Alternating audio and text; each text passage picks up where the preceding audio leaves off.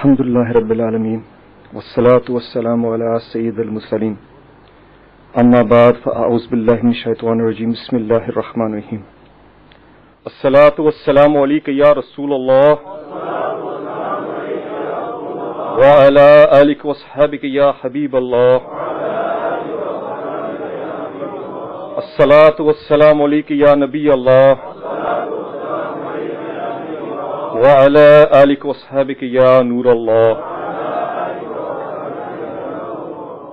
My dear Islamic brothers, there are also many blessings in reciting Durud Pak upon the Prophet of Allah sallallahu ta'ala alayhi wa sallam.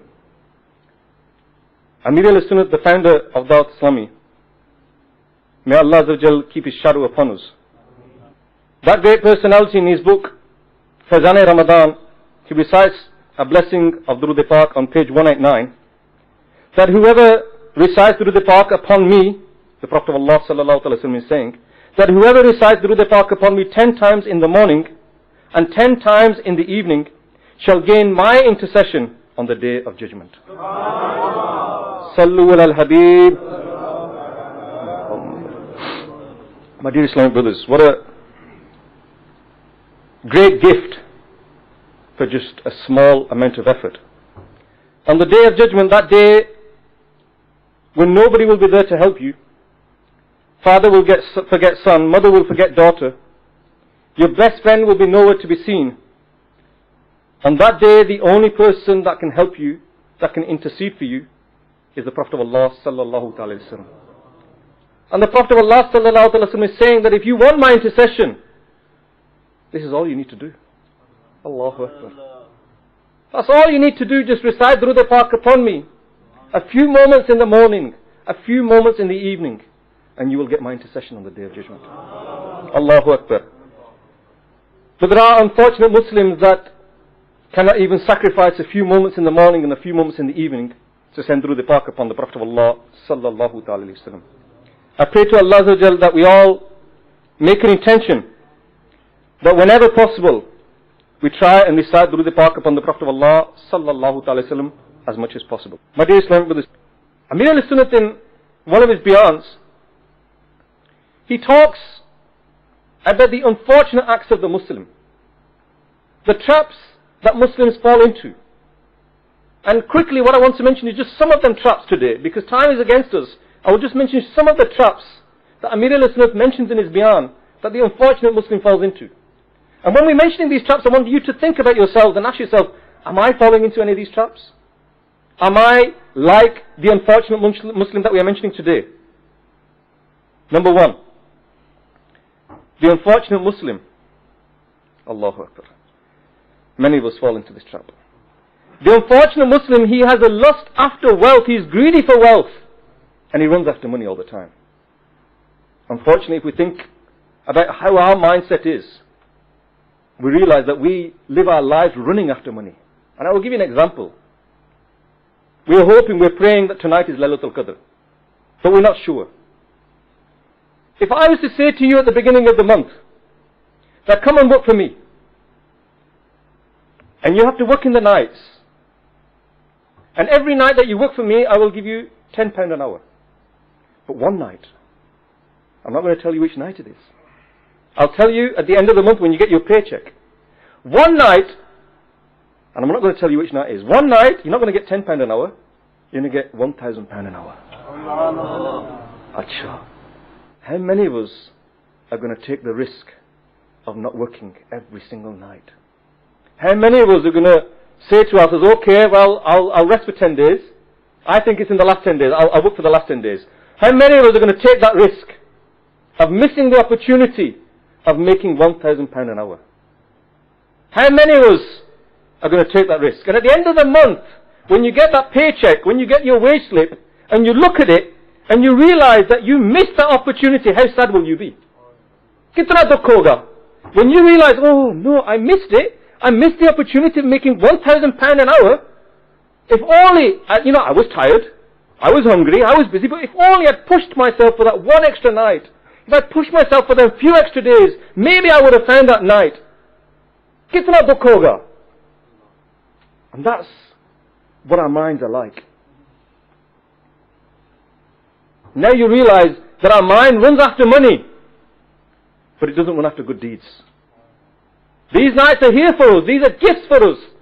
These are gifts that the Prophet of Allah ﷺ worried about for us, to get us a gift from Allah Azza wa Jal, and we didn't take benefit from them. These are the nights. And from this we realize what our mentality is. We say, yes, no, I don't run after money. But the example that I've given to you, think about it. Do we run after money? The second act the unfortunate Muslim does, he has a love for this world and its pleasures. He has no preparation for the hereafter. Again, you'll say to yourself, no, I do prepare for the hereafter. I don't love this dunya. I'll give you another example. In this country, a lot of people come to this country. And they come to this country so that they can earn money. A lot of people come on student visas. A lot of people come on work permits. A lot of people come as visitors. And some people, when the visa expires, they don't go back home. They stay here. And they're classed as illegal immigrants. They're classed as illegal immigrants. And then illegal immigrants, they're worried. Unko fikr hai. They're worried that sooner or later we might get caught. That the authorities will come to our house, they'll come to our workplace, they'll come to our office, they'll come to the factory that we're working at, they'll grab us, they'll put us in the back of a van, they'll take us to a deportation centre, and from there they'll take us to the airport and we'll be sent back home. You're dead out there, they're scared. They have this fear inside them. And so what do? These illegal immigrants, what do? Whatever money they get, whatever money they earn, they don't leave it under the mattress, they don't put it in the bank, they don't even leave it in the pocket. They send it back home. ऐसे ही करते ना? They send it all back home. Because they know that if they get caught, they're not going to get a chance to go to the bank. They're not going to get a chance to go home and get the money from under the mattress. They're not going to get a chance to sell that car. They're not going to get a chance to sell that house. They're not going to get a chance to sell that business. Every penny they make, they send back home. Because they're scared that the authorities are going to come and grab them. But maybe that person, he can live all his life in this country and not get caught. Ho sakta hai. And maybe in a few years' time the government might have an amnesty and decide that all the illegal immigrants are legal. Maybe they might change the law. But when it comes to the angel of death, he's definitely coming. When it comes to the angel of death, he's definitely coming for us. They're not going to change the law. There's not going to be any amnesty or anything like that. The angel of death is definitely coming to us. So that person that's an illegal immigrant, he's scared of getting caught all the time. And if he started building houses here, if he started buying cars here, if he started investing all his money here, you'd say he's a fool. Why are you doing this? You might get caught tomorrow, you might lose it all. What about us? We're building everything here. All our businesses, all our houses, all our cars, all our wealth.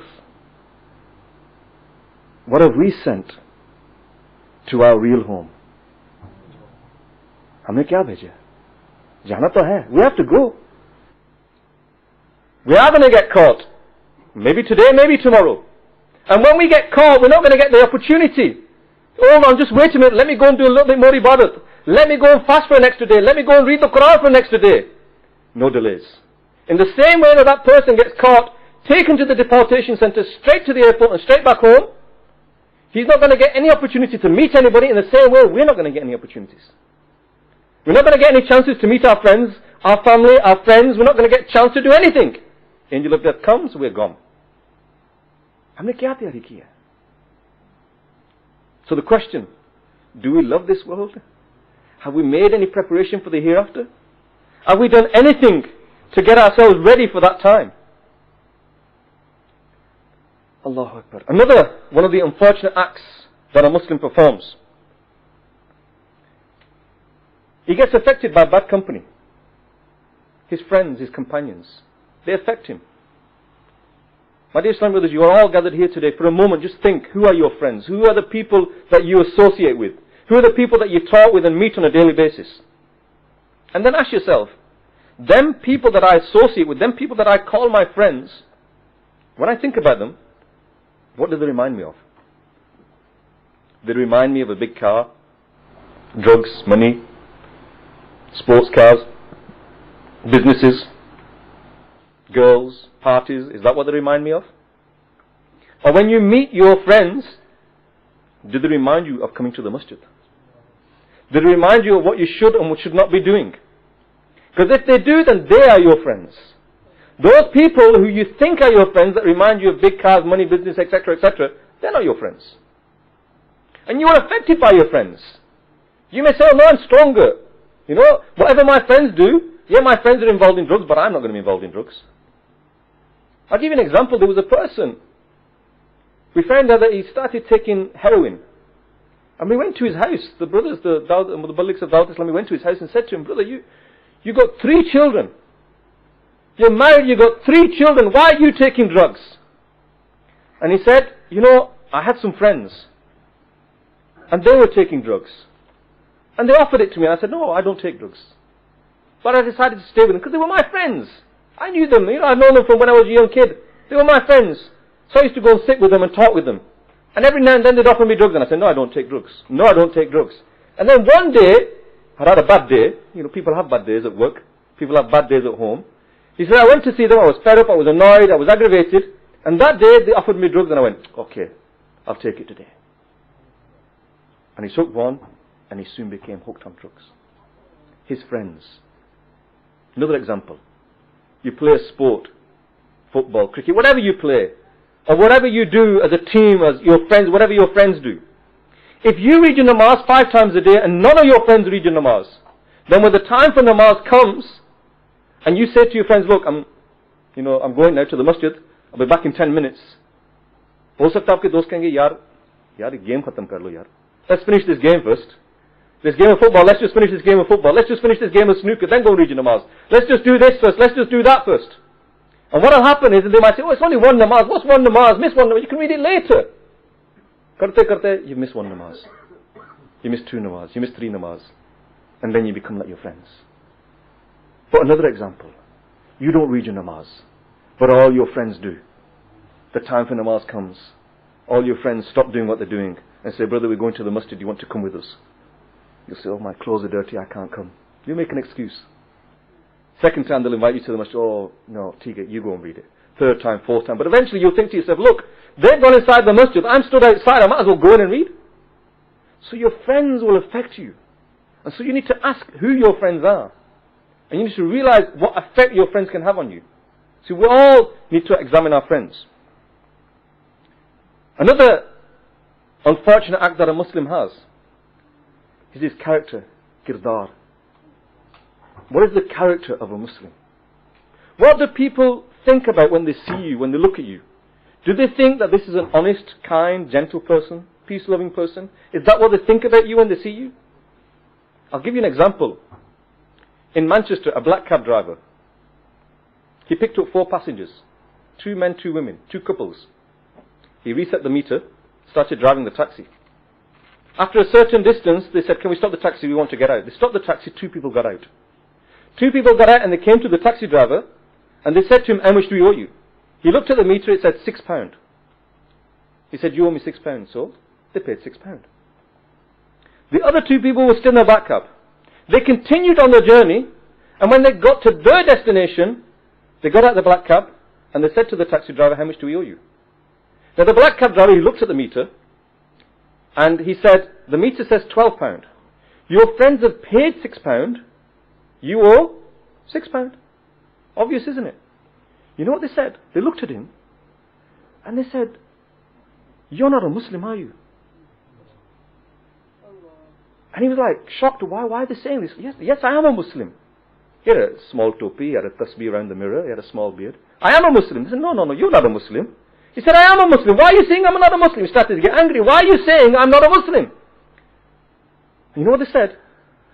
They said, if you were a Muslim, you would have charged us £12. Soche. Is that what people think about us? That we use any opportunity we can to swindle people and cheat people? Is that what they think about Muslims? The Prophet of Allah, and we need to ask ourselves, what do people think about us individually? हमारे बारे में क्या लोग सोचते हैं? The Prophet of Allah sallallahu alaihi wasallam, when he saw a namaz janazah going past, and people were speaking good about that person, that this person was a good person, he was a kind person, he was a gentle person, The Prophet of Allah sallallahu alaihi wasallam said that heaven is wajib for that person.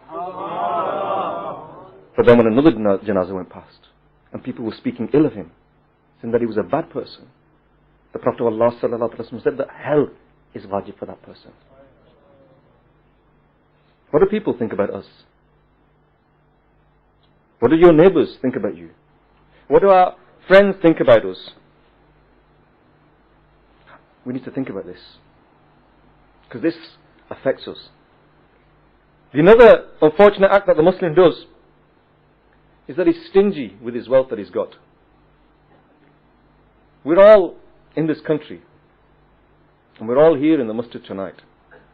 If we were to look in our pockets how much money we've got in our pockets right now, I'm not saying go home and check your bank balances. I'm not saying go home and empty whatever you got at home, but the majority of the people that are here today, we have probably got more money inside our pockets right now than certain people earn in a full month in certain countries in the world. In certain countries of the world, people only earn £20 a month, £10 a month. We have more money inside our pockets right now than people earn in a full month. Now you may say, well, I've worked hard for this money. You may say, well, you know, for 10 years I've ruined my sleep because I've been working in a takeaway for 10 years. I've worked in a restaurant. I've not slept properly. You may say for 10 years, you know, I've driven a taxi and worked all the night shift. I've worked really hard for this. You may say, look, I've worked overtime. I've done 12 hours a day, 7 days a week. You may say, well, I got educated. I studied for 4 years to get this degree so I become a lawyer and a barrister and a doctor. I worked really hard. I struggled. I earned this money. I deserve this money. Do you? Do you really deserve that money? I'll ask you a question. Who give you the strength to work them long shifts? Who give you the mentality, the intellect to be able to pass them exams? Who blessed you with being born in this country? Think where you could be born. Think what you could be doing. We're sitting here with heating, lighting, water in the taps. We don't realize how lucky we are. And we think that all the money that we've got, it's mine, I've earned it. We find it hard to spend any in the way of Allah Azza wa Jal. It's easy, we find it easy to spend £100 on a pair of shoes. We find it easy to spend £10,000 on a car. We find it easy to spend £5,000 on an extension or in a kitchen. We find it easy to buy a new carpet for £3,000. But we find it really hard to put £5 in the masjid. It's so hard. The wife says, we want a new kitchen, no problem. Need a new carpet, new problem. I need a 7-seater, no problem. Put £5 in the masjid? So hard. Why is it so hard? Allah Azza wa Jal give you that money. On the Day of Judgment, when you were asked, what did you do with all that money that I give you? I built the biggest koti in my village. I had the biggest car in Birmingham. My business couldn't compare with anybody's. I had the best business in Birmingham. Is that our answer? Gosh, hamara jawab ye hota hai ki alhamdulillah, I helped to run a madrasa. I helped to run a jamia. You know, I funded Madani channel. I did all these things. Alhamdulillah. Gosh, if only that can be our answer on the Day of Judgment. We need to think and ponder over this. The other thing that the unfortunate Muslim does is he forgets his previous sins, but he remembers his good deeds. We remember all the Hajj that we've done. Hame yaad hai kis san mein Hajj kiya. We remember all the Umrah that we did. We remember which year we did Umrah in. We remember how many times we sat in itikaf. We remember how many times we read the Quran. We even, when we're driving down the road, we say, oh, I remember going in a kafir in that masjid. We remember all these things. But we forget the sins that we've committed today. We remember all the good deeds we've done. Sab kuch yaad hai. Sari nekiyan yaad hai. Gunah hum bhool jate hain. You know, they have a saying in English, we brush it under the carpet. On the Day of Judgment, that carpet is going to be lifted. On the Day of Judgment, everything will be brought in for us. You know that Hajj that you did, that Umrah that you did, that itikaf that you did, that Quran Pak that you read, some kafas that you went on, were they accepted by Allah Azza wa Jal? Do you know whether they were all accepted by Allah Azza wa Jal? You don't know this. We don't know whether anything is accepted by Allah Azza wa Jal.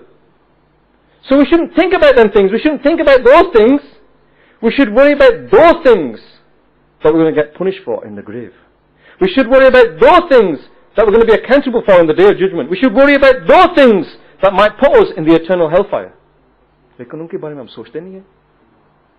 think about the sins that we have committed. We think about all them good deeds and we tell people, you know, I performed 6 Hajj. I performed 7 Umrah. I did the Itikaf every year for 10 years. I did this, I did that. How many sins did you commit today? We remember, in that masjid I went on Qafla. We don't remember the sins that we did over there. We forget all these things. And we need to think about this.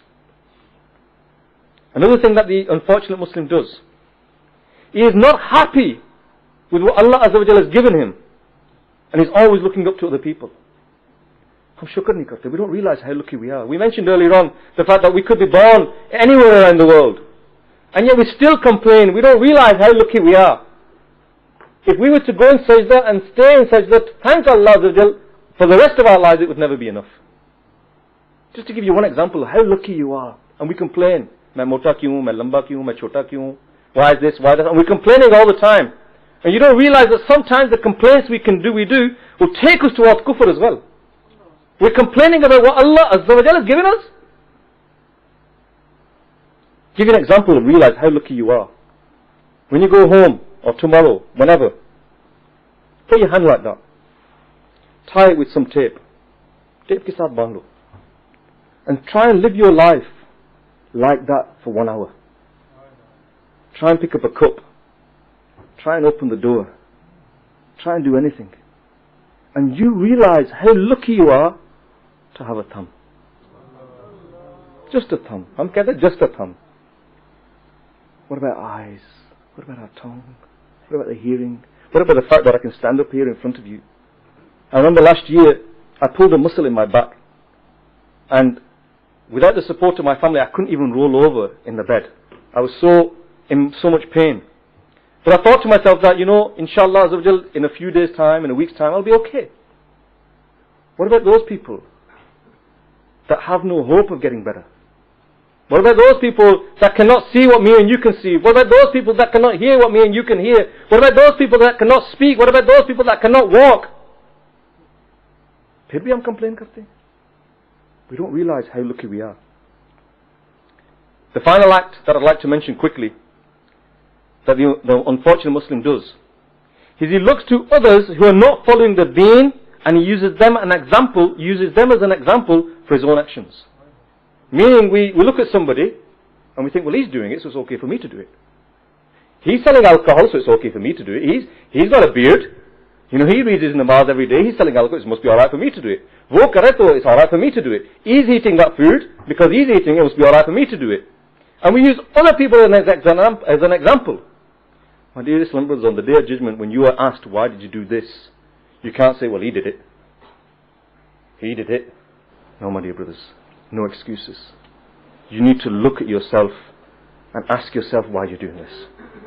My dear Islam brothers, these are just a few things that I wanted to mention to you today, to ponder on and to think about of our actions. And Dawud Islami has declared a war against shaitan. And Amir al-Sunnah has said no compromise, no ceasefire. So there's no ceasefire for the day of Eid. There's no ceasefire when you go to a wedding. There's no ceasefire when you have a party. There's no ceasefire when you go visiting friends. This is no ceasefire. 24 hours a day, 7 days a week, 365 days a year, for the rest of our lives, the war against shaitan. And shaitan will test you. Shaitan ko jeetne nahi dena na humne. We're all going to be at the masjid for Fajr Salat, inshallah. We're all going to be at the masjid for Jari rahega. I pray to Allah Azza wa Jalla, if I said anything wrong, may Allah Azza wa Jalla forgive me. And I pray to Allah Azza wa Jalla that Allah Azza wa Jalla give me first and foremost the tawfiq and the ability to think about what I have said. You also the ability to think about what we have said. And also, my dear humble brothers, I request you that as you come here to the masjid and you spend time in itikaf, or you come here tonight, that Alhamdulillah Azza wa Jalla, every week Dawud Islami holds these gatherings every Thursday night, in which you can come. You can come every Thursday night to a Dawud Islami Ijtima. You can come here and get those weapons that enable you and strengthen your iman so that you can live your life. not only to improve yourself, but to improve your people around you as well. You can also take advantage and travel on the Madani path as well. You will gain the strength, the weapons, not only to protect yourself, but also those weapons that will enable you to help the people around you as well. Ameen bi jahin nabil.